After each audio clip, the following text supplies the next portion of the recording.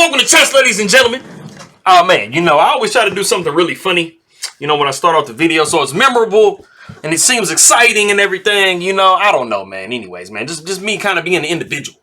Anyways, man, so I did get the Hikaru Nakamura versus Wesley So game. This is the first game that they played against each other in the American Cup. This is the winners section, so they will be playing another game tomorrow, but this is the only one they played for today. So game one. As always, my people that are coming from the Philippines, I will say mabuhay to you. Kamusta na aking makaibigan. Masaya akong makikinig muli.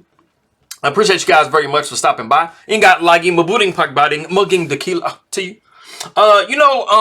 The good thing is now, these days, when people comment in Tagalog, I'm working on my Tagalog, man. So when people comment in Tagalog, usually I understand what they're saying. And I'm like 9 times out of 10, I'm the one that's creating like the response myself. It's very rare that I have to translate, but give me some time, man. I'm working on it. I'm getting better. By the time I get to the Philippines, I'm probably going to be all the way fluent, and you're probably going to think I'm a Filipino person. Anyways, I appreciate you guys very much for stopping by, man. But if you guys are ready to go, son, let's take a look and see what we got for this game, homie. So we got the move E4. We got E5. We got the move knight to F3. We got knight to C6, bishop to B5, and then knight to F6. And it is a Berlin. It's a little bit different than normally what we see. We do see the move D3. Basically, Hikaru was like, bro, I don't want to like care about all the tactical type of stuff. I'm just going to play solid. And I mean, D3 is not a bad move by any stretch. We do see bishop to C5. We got castles about white. Knight goes down to D4. I mean, that's a little bit preferred because, I mean, even though it is theory, to allow the capture here on C6, and then you just most likely capture back with the D pawn, almost never with the B pawn, and freeing up the bishop. It is not 100% desirable to have like a damaged pawn structure. It's just a little bit easier to play. So knight to D4, makes that a possibility. We do see bishop to E3. We got knight taking F3, queen taking F3. And then we do have bishop taking E3. And some people might kind of think this is a critical moment because, I mean, do you take with the F pawn or do you take with the queen? What Hikaru chose was just to take with the queen, just like completely preserving his pawn structure. But it actually was pretty interesting to take back with the pawn. At some point, you're going to be able to undouble your pawns. So that's something that you want to think about, like in your own game when you're playing, right? Because if you do take back and double your pawns up, like you always want it to be in a situation where you can undouble your pawns at some point.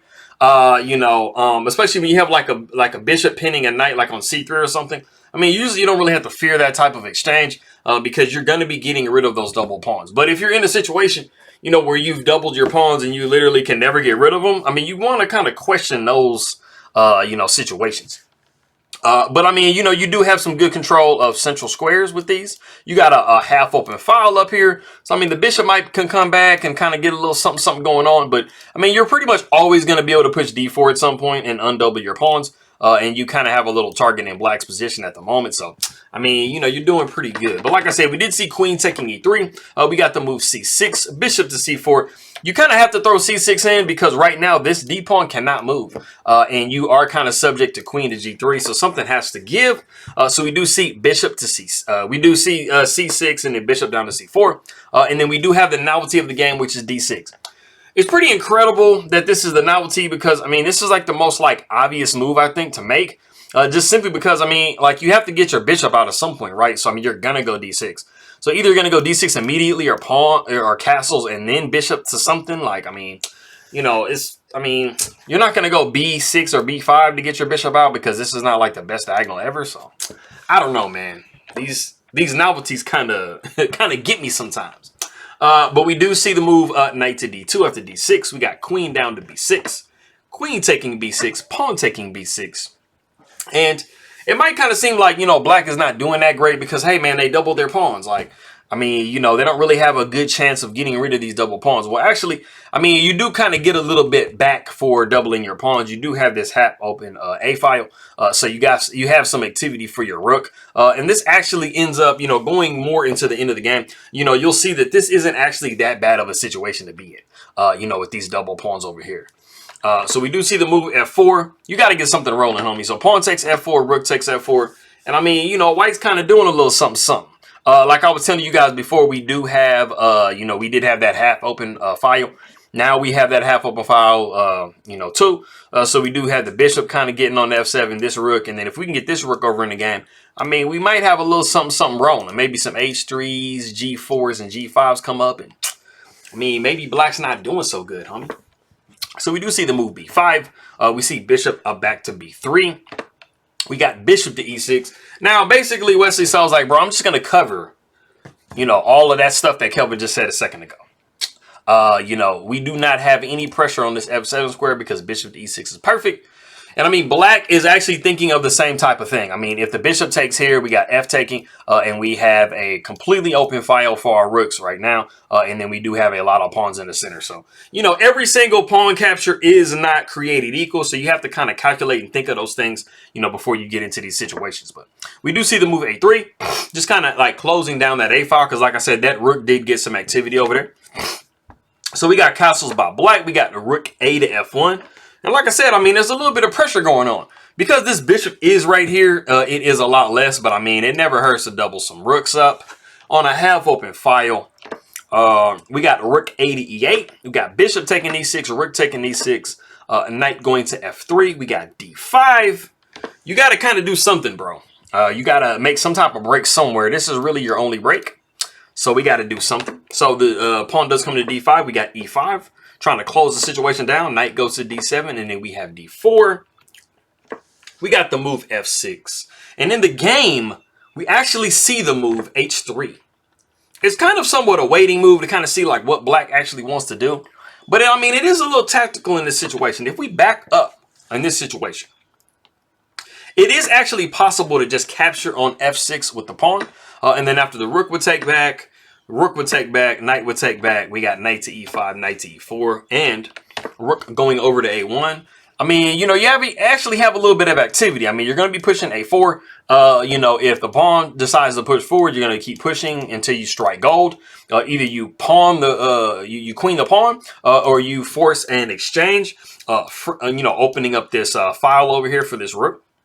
That's definitely something that you might want to do. So this, I mean, this is a nice position. But going back to what we had in the game, we had to move, like I said, f6, and then we had h3. Now, I wanted to get into another variation. Pawn taking e5 as black. Okay, so in this particular situation, this is not what happened in the game, but I'm just kind of going off on the side a little bit.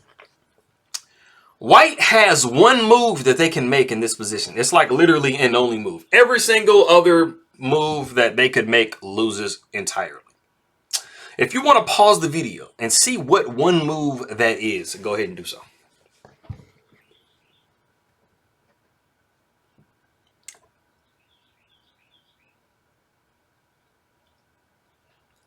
Okay, so it is not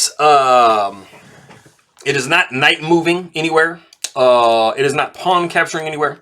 It is absolutely rook takes f8 with check.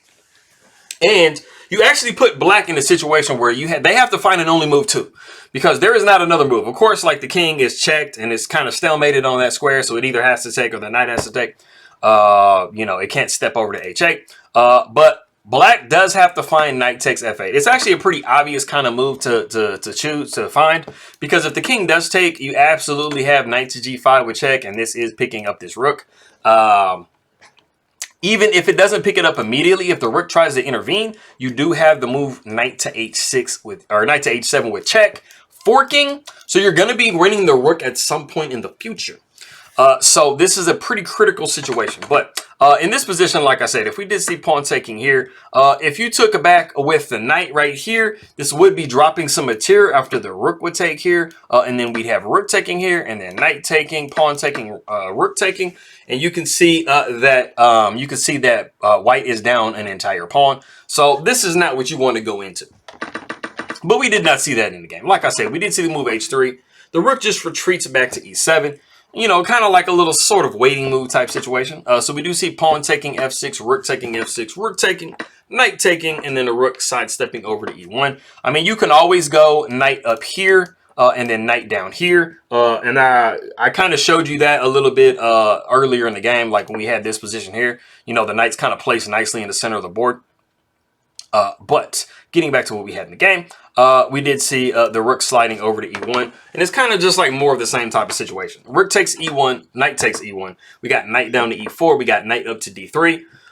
We got king over to f7. We got king to f1, king to e6. We got king to e2. We got the move g5, g4. We got h6. And I mean, basically what both sides have done is kind of do the little pawn freeze thing. So this pawn is freezing these two. This pawn is freezing these two. So everything is pretty locked up over here. There isn't a whole lot of activity over here. These knights are kind of holding down everything pretty well. So we do see king up to e3. King goes over to d6. We got the knight to e5. And I mean, I wouldn't say for these players this is a critical position, but I will say you do kind of have to be a little bit careful because you can't leave this king here because you're going to be looking at knight to f7 with check. And this would be picking up this pawn over here. And then now you're basically tied down to protecting this pawn over here. So you definitely don't want to do that. So we just see a repeat with king to e6. We got knight down to d3, king to d6, knight back up to e5, king to e6, and then knight back down to d3. And it is in this position that the players have drawn by threefold repetition. And that is all she wrote for the position. Or they were about to go into a threefold. If Wesley So goes back to d6, which is what he probably intended to do. So that is that game.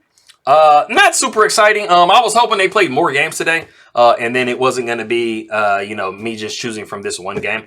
But that is all they played. So keeping you guys up to date on what's rolling.